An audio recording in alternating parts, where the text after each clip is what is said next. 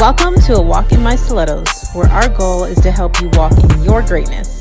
I'm your host, Makini Smith.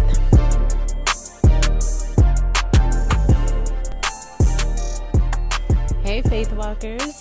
Thank you for joining us today on the Walk In My Stilettos podcast, where we have conversations with amazing women that are letting us step into their shoes. I get inspired when I see another woman succeeding, but as a mindset coach, what interests me more is her backstory and her mindset on how she got there. Today, we don't have a guest. Today, we have me. I'm about to bless you with my testimony. And since you're already here, you may as well subscribe. We are celebrating our 1-year anniversary. Can you believe it? We have had 52 episodes. Every week, we've released an episode for you guys and shared a magnificent woman's testimony.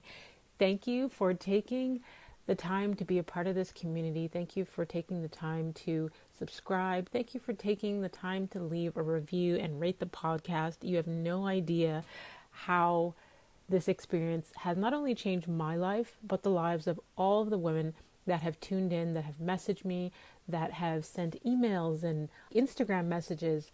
It's just been absolutely incredible. If you're here for the first time, let's get to know each other a little bit better. So if you don't know who I am, my name is Makini Smith, and I am the founder of A Walk In My Stilettos. I'm an award-winning entrepreneur.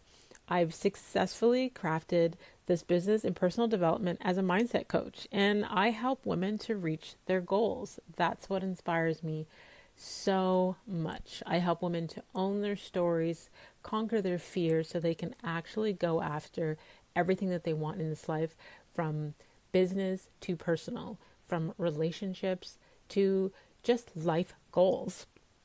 I'm a certified Proctor Gallagher consultant for my mentor, Bob Proctor. For those of you who don't know who he is one of the most successful thought leaders on the planet. He was featured in the movie The Secret. He's got multiple best-selling titles out there.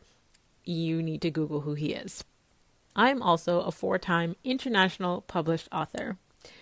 My first book, A Walk In My Stilettos, How to Get Through the Struggle with Grace, is where it all began. The foreword of that book was actually written by Bob Proctor's wife, Linda Proctor. And that evolved into my second book, which is A Walk In My Stilettos, 111 Affirmations to Help You Heal.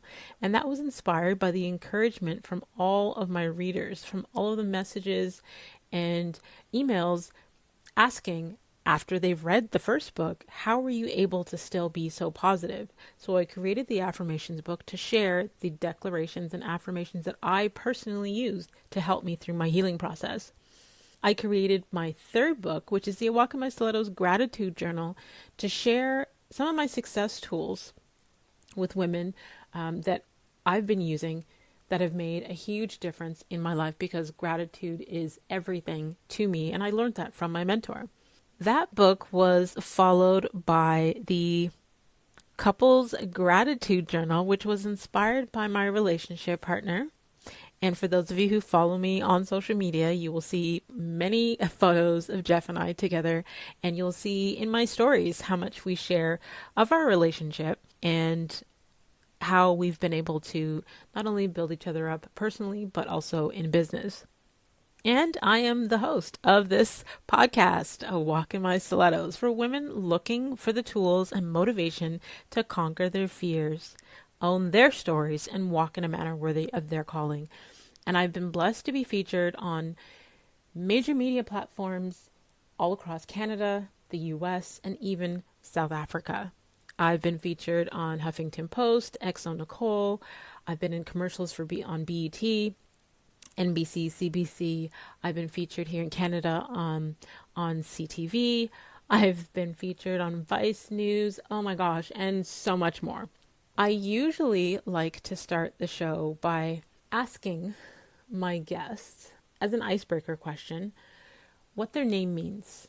And the reason that I ask that question is because as women, we have so many different titles that we go by. So many different titles that we are called every day so many different titles that we either give ourselves or we're given by society. But I feel that a title that has great significance is our name. One, because it has a meaning, and every time someone says your name, they are declaring that meaning to you over and over again. And as a true believer in affirmations and declarations, I think that's major and important. So we should know what our names mean. And I ask the women who come on the show what their name means, and some know and some don't know. And it's beautiful when they discover the meaning, how they move forward in that. So my backstory is I used to hate my name. Makini, imagine as a child, kids make fun of you, and it can be heartbreaking. And as I matured as an adult, I embraced it. And I actually, when I meet people and they ask me what my name means, because I'm so used to people saying, pardon me, excuse me, what did you say? Thinking that they heard wrong. I say, my name is Makini, rhymes with bikini, but with an M. One, that helps people to remember my name. But two, it also removes the discomfort of them even thinking that they heard the wrong thing. And it, it adds a little humor. It lightens up the mood. But when I was a little girl, my parents told me that my name meant beautiful one. And I'm sure somewhere, I don't know, outside of their heads, that it may mean that. But as I began to discover as an adult, when I was doing personal development, one thing that I learned was that a lot of the things that we grew up being told as a child, a lot of the beliefs that we have came from our parents or our ancestors, and a lot of it isn't true. And there's been so many things in life that I have had to unlearn and relearn. And the meaning of my name was one of those things. And as an adult, I learned that my name is Swahili for strength of character. Now, for those of you who don't know my story, the meaning of my name, and I'm not bragging, I definitely believe that it says who I am. And for those of you who do know me, and if you know me well enough that you actually have my phone number and can call me, you know that that also speaks true to who I am as a person. So another question that I love to ask my guest is, what did they want to be when they were a little girl? And the reason I ask this is because as children, we have a huge imagination. Our imagination as children is so broad and raw. And as adults, as we get older, we are limited in our imagination because the people around us and the environments that we are in unintentionally limit our imagination. We are constantly told to be realistic. We are constantly told that we are crazy or to think within certain confines of the environment that we're in. Whether it be in business or in a home or in a family, we're kind of boxed in to conform. We're taught to conform. And as little girls, our imagination is colorful and we're able to dream and we're able to believe and have all of these big hopes.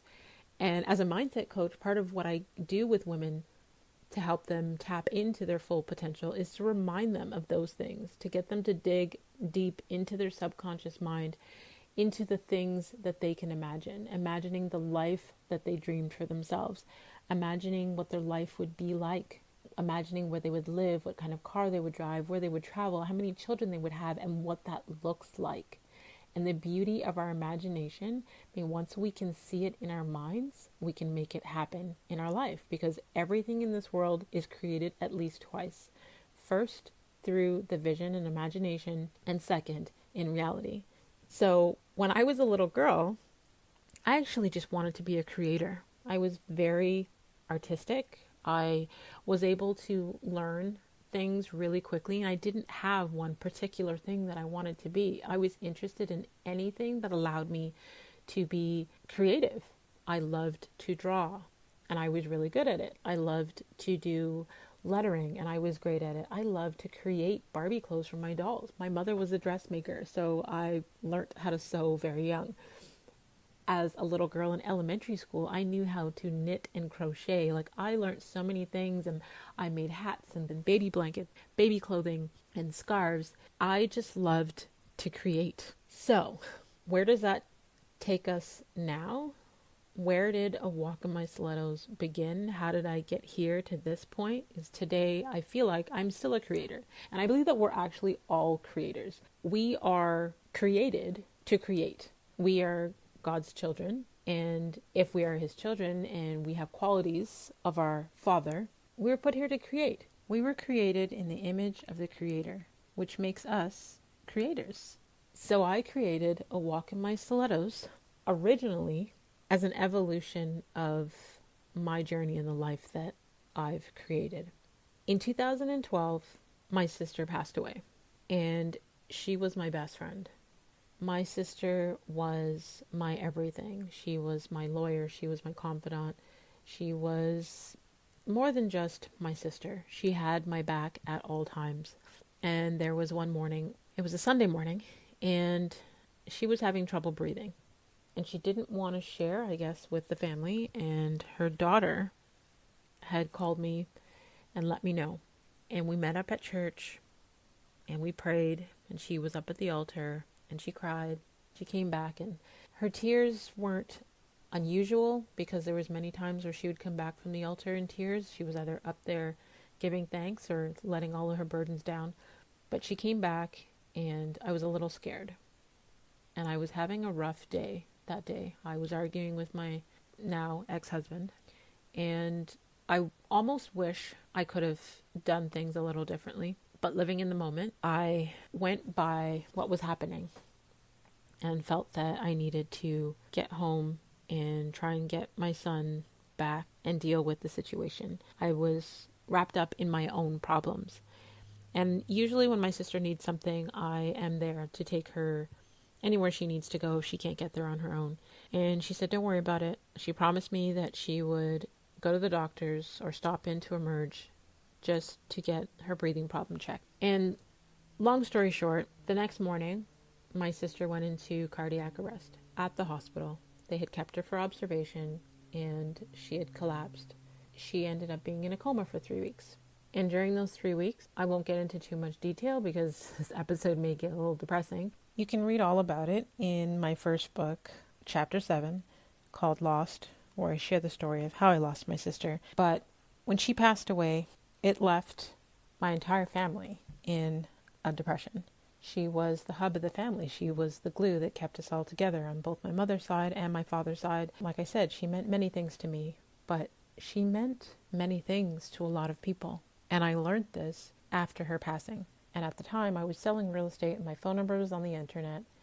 And my phone was blowing up with phone calls and messages and emails and social media DMs of people wanting to let me know what my sister meant to them, how she made them feel, the positivity that they got from her posts on social media, the support that she had shown them, even when their own family members didn't support them in their entrepreneurial journey or whatever it is that they were trying to do, that she would just show up and be present. The late night motivational videos that she would send people from YouTube. She just had a heart, and it made me think, how do I want to be remembered?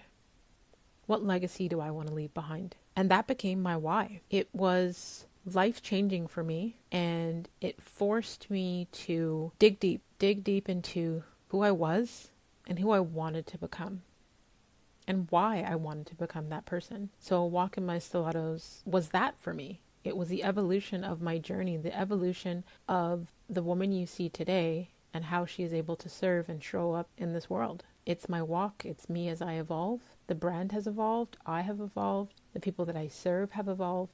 After sharing my own story, took on a life of its own, and I did a book signing in Africa and did a roundtable and allowed all of the guests to share a part of their story, and realized how we were all connected in some way by our story.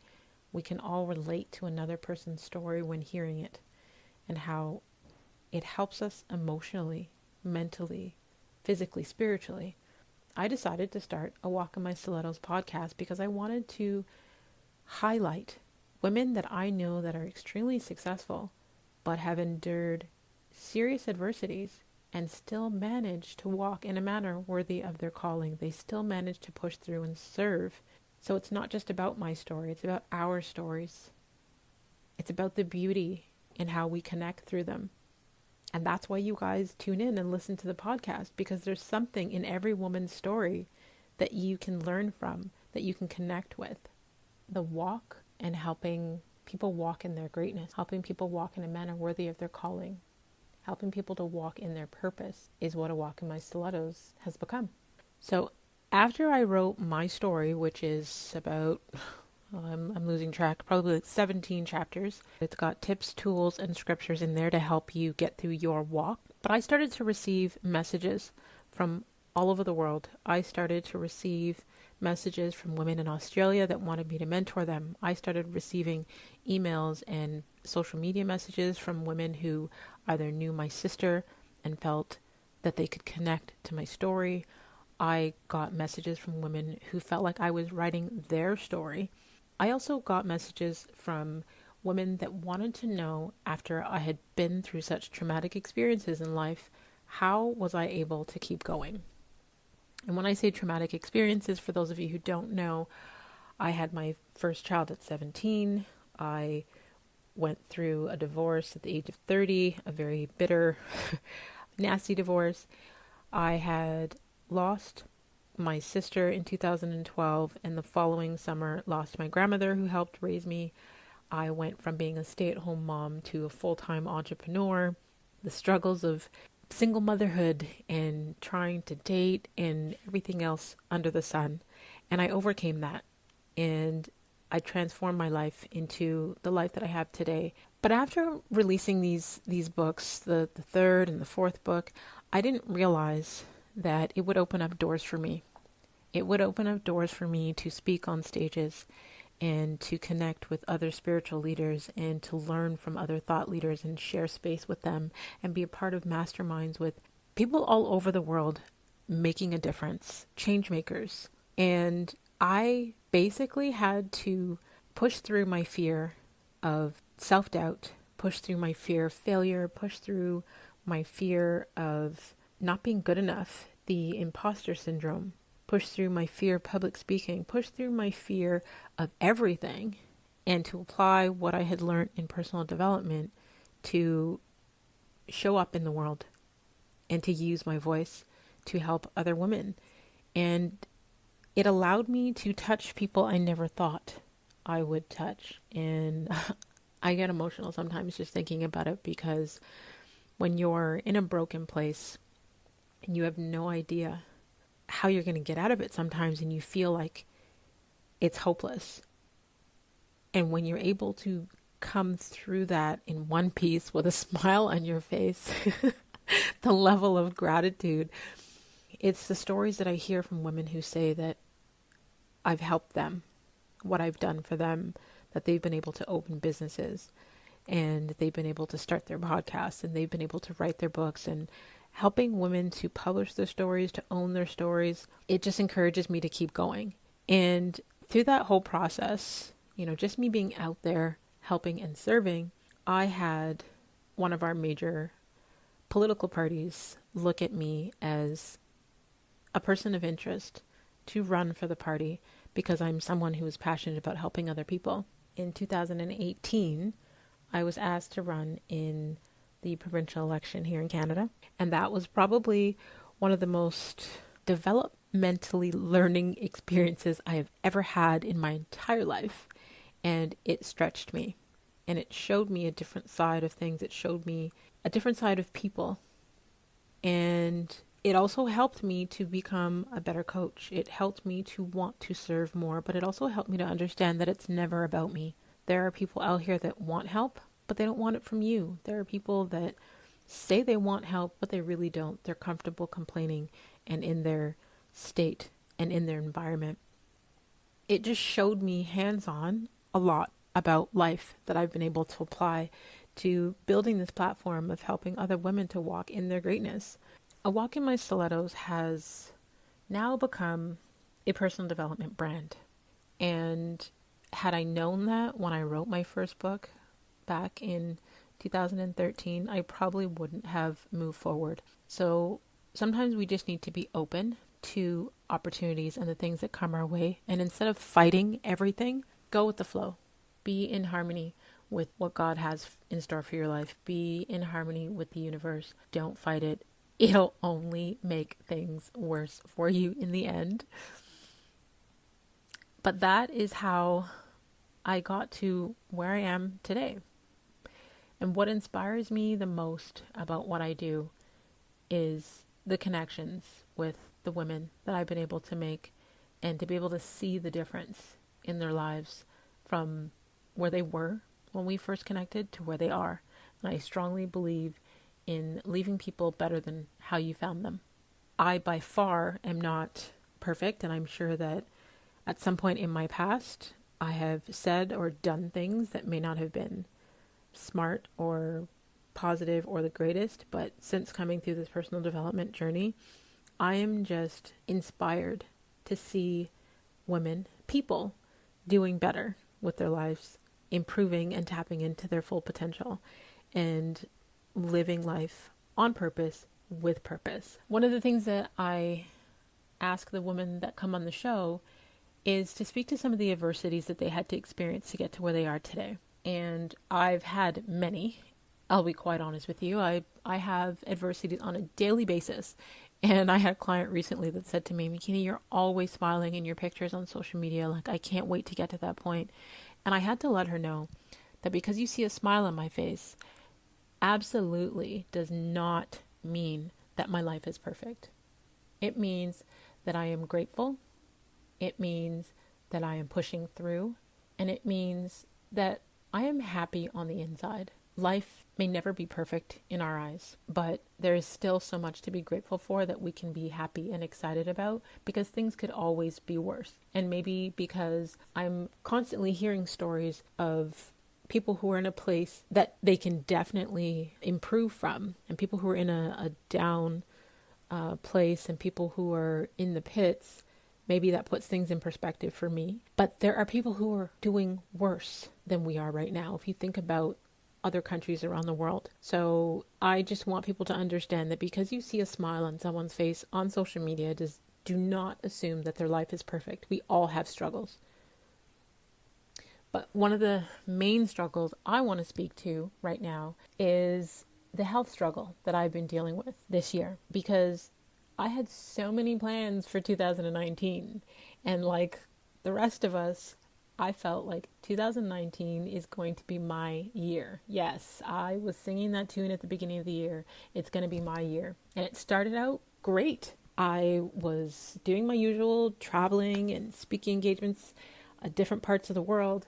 And on February 1st, I had a billboard launch in Times Square, New York for the Couples Gratitude Journal. And my partner Jeff and I, we were in New York, and we took pictures and videos in front of the billboard, and we did Instagram Live, and it was such a beautiful moment, and I was looking forward to using that as momentum to move forward. A couple days later, we had the Couples Journal was featured on one of our longest running daytime talk shows here in Canada. It was featured as one of their top gift ideas for Valentine's. So the Couples Journal was being featured and shown to women all across Canada, and our billboard was in Times Square, New York, and people were seeing it everywhere. And I thought, okay, this is going to be the greatest year ever. I'm going to ride this wave. And 6 days from the day of the Times Square billboard, I had to have major surgery. I had to remove a major organ. I had to make a decision. So I'm going to go backwards before I go forward. About 2 years ago, the doctors had discovered that I had abnormal cells in my cervix. And after having monthly tests done, they decided that they were going to do laser surgery because they were using the word cancer. And I did the laser surgery, and it wasn't successful, and I was having a lot of complications. So I was still on monthly watch for pap smears and tests. I had a cyst, fibroid, in my uterus that was blocking my tubes, and it started to grow, and cause a lot of complications. And it was sucking my white blood cells and draining my iron, and I became lethargic. My iron levels had dropped so low that they were quite concerned, and I had to have iron infusions. So I had to go into the hospital and have an IV attached to my arm, and instead of a blood transfusion, it was liquid iron being pumped straight into my bloodstream because supplements were not enough and food was not enough. And I was losing so much blood every month that I was almost unable to function. And after it got serious, because I was having regular blood tests to check my blood levels and it wasn't improving. So they decided that because of where the cyst was inside of my uterus and because of the issues that I was having with my cervix, that they were going to remove my cervix and my uterus. So I had a hysterectomy. And my partner and I had to have a conversation about if we wanted to have any more children, because this made it definite. There was no going back. And he has one child. He was a single father. He raised his daughter. And I have 3 children. I was a single mother when I met him. And we decided that my health was more important. So we went through with the procedure to remove my uterus and my cervix. What was supposed to be a 6-week recovery ended up being a 6-month recovery. I speak about it sometimes, but I have an autoimmune disorder, which is called fibromyalgia, and it affects the soft muscle tissue, and it has a lot of other symptoms. When you have the flu and your body aches and you get these pains and you get headaches and dizziness and all of those wonderful symptoms, I get that often. And it also causes your immune system to not be the greatest. So if I get a cold, I could have that cold for a month versus a week like the average person. So after my surgery, I had infection after infection after infection. Every infection in every part of the body that you could think of, I had after the surgery. And that was my body reacting. I did my best to remain positive. And I thank God for the greatest partner in the world who made sure that he took care of me mentally, emotionally, physically, spiritually. Because my faith had wavered this year. My health was down and I could hardly function in my business, and I was taking on clients virtually. But through it all, every week, I was still producing podcasts for you guys. Having these conversations with women, staying motivated and staying inspired helped me through my healing process. And this is our 1-year anniversary episode, and for over 6 months of that time, I've been recording these podcasts in my home, in my room, in my bed, in my pajamas, because I wasn't well enough to do much else. So a lot of people would say, wow, we see, all the beautiful photos on Instagram and, you look like you're living like your best life, which I am, because that's not a lie. But between that split second that photo was taken, you have no idea what else is happening in someone's life. So the reason that I'm sharing this story with you, and it gets worse, is because we have to understand that social media is a beautiful platform, but it allows people to build a story around your life without even knowing you. And people build stories based on a picture. And I'm as transparent as I can possibly be online. And I believe that I've been even more transparent with you guys here on the podcast. But don't make assumptions about someone's life based on what you see on social media. Everyone is a human being. Everyone has struggles. It's what we do with it that determines how our life turns out. So despite having my health issues and despite having these adversities and struggles, I'm still pushing through. I'm still coaching people virtually. I'm still recording podcasts. I'm still putting out content. I'm still serving in the world. I'm still showing up to the best of my ability. My message to you is not to give up. Dealing with all of those infections after my surgery, things actually got worse. I was having issues keeping food down. I thought maybe I had developed an intolerance to certain foods. And I started removing things from my diet, and I had already removed red meat and dairy and all kinds of stuff from my diet. I had to go to the hospital after 12 hours in a merge and a ton of tests. They said there was a lot of inflammation in my intestines. And I had gone to my doctor before the hospital visit, And twice he used the word again, cancer. So they went from suspecting that I had issues with cervical cancer and the laser surgery didn't work. When I had the cyst in my uterus, they said it was abnormal and could possibly be cancer. So rather than having it tested, we removed it. Now I'm trying to heal from the surgery for them to say that I may have colon cancer. So the hospital had given me medication until I could see a specialist. And when I got to see a specialist, there was more tests and more hospital things being done, and I had to be put to sleep. And long story short, it took me months to actually be treated for an infection in my intestine, which was caused by the antibiotics that they gave me for one of the previous infections that happened after the surgery. So for those of you out here that are either running a business or that are moms and feel like you can't do something because you have issues, or you can't do something because you're not feeling well, whatever the obstacle may be, I'm sharing this story with you to let you know that it's still possible. It's still possible. Because with everything that I've been through with my health this year, I have done so much. So this anniversary episode, the reason I decided to make it a solo episode is because I felt the need to share that part of my story. Because I get so many messages from women that have every excuse under the sun of why they can't do something. And I want you to understand that you can if you are willing and able. Set your mind to it and make a commitment. Make a commitment to yourself and find something greater than you to keep you going. Because producing these podcasts, as much as they inspired me and kept me going, it's the messages and the feedback and the reviews of how it's keeping all of you going, why I didn't give up, and why I've been able to stay consistent. So on to a more positive note, I love to ask my clients if they've had any coaching or mentoring that have helped them along the way. And the reason I ask that is because coaches and mentors have been extremely influential in terms of my growth.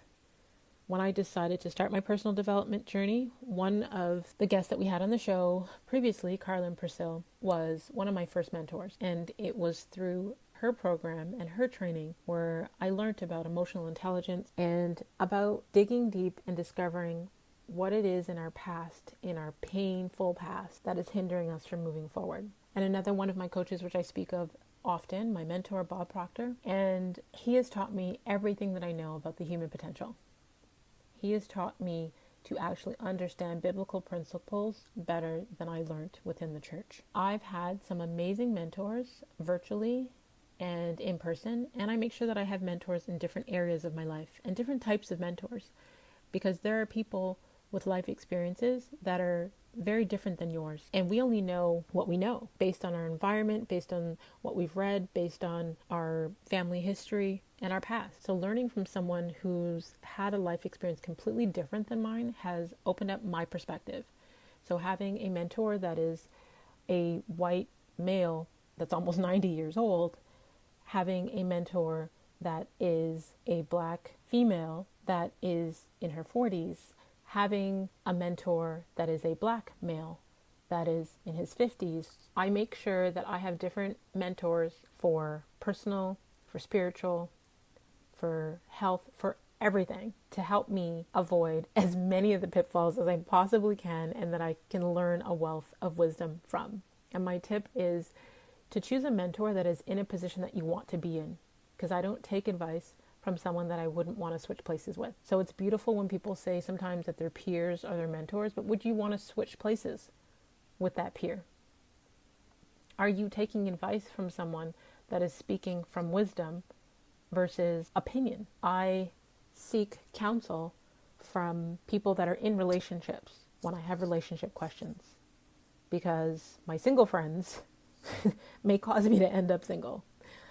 That's just a point that I think you guys should definitely take into consideration when you're looking for a mentor or a coach. With all of the things that are going on in life, with being a mom, with running a business, with being a woman of faith, a coach, I have to have a self-care routine in place. And When I started my personal development journey and I started to understand self-love, I made sure to implement things on a regular basis to make sure that Makini is taken care of. Because if I'm not taken care of, I'm not able to take care of anyone else. My self-care routine includes getting enough sleep. I make sure that even if I have a late night working, that I have a nap the next day to catch up on my rest. I need to make sure that I'm well rested, or I would become very cranky with the rest of the world, including my children. I do my best to eat right. So like I mentioned previously, I cut out certain foods that were not good for me. And red meat was one of those things that caused my fibromyalgia to flare up. So I had to remove that from my diet. So I make sure that I eat right, because we are what we eat, what we put into our bodies. And there is so much healing properties in our food. And if we eat the right things, it'll help us to have the energy to do the things that we need to do. I do my best to remain active. And although because of my healing process, I have not been able to be in the gym like I was previously, I make sure that as a family, or just Jeff and I, we go for regular walks. We go for long walks, whether it be in the evening or in the morning, far within our neighborhood or down by the water to help me relax. I enjoy bike rides with my son and my partner, Jeff. I make sure that I stay physically active. Another thing that I do in my self-care routine is I read. I enjoy my alone time, and I think that my alone time is necessary for me to recharge as an introvert. So as part of my self-care routine, I know when I start to get cranky or I feel overwhelmed, I take time to myself to read and to walk and to rest. I came across an article that I found online, and so far it has been completely on point, where it says that your favorite type of shoes says a lot about your personality. And my brand, A Walk In My Stilettos, for those of you who have been paying attention, I am obsessed with stilettos. Not just in how they look and how they make me feel, and they force me to walk with purpose. So my favorite shoe is a stiletto. And based on this article, women in flashy stilettos work hard and have excellent taste. Says these women are actually incredibly hard working. They have major drive, determination, and a standout work ethic. This is someone who says yes before she says no. She's very willing and very open to possibilities. She also really loves and values beauty, so she surrounds herself with beauty, whether it be in things, people, or how she lives. It doesn't always have to be expensive, but just has to be pleasing to the eye. You walk in and you go, oh, what a lovely room, or this is so inviting. She has a knack for being able to create aesthetically pleasing spaces. That sounds exactly like me. So, if you are listening to this podcast and you want to know where else you can stay connected with me online, I can be found online everywhere. Just Google Makini Smith or A Walk in My Stilettos. On Instagram, I am at The Real Makini Smith, because someone else is using Makini Smith and I can't get it back. And we also have at A Walk in My Stilettos account for the books. On Twitter, I'm at Makini Smith, and you can find me on Facebook at Makini Smith or Walk in My Stilettos. I want to thank you guys so much for sticking with us, for subscribing to the show, for following all of the episodes and all of the amazing stories of the women that have been on to share their wisdom.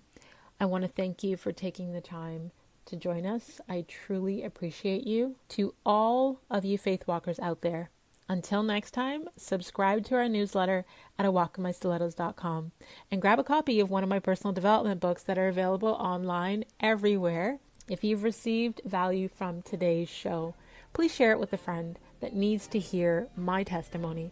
Be sure to screenshot this week's episode and tag me on Instagram at TheRealMakiniSmith or at A Walk in My Stilettos, and continue to walk in greatness in your stilettos in a manner worthy of your calling.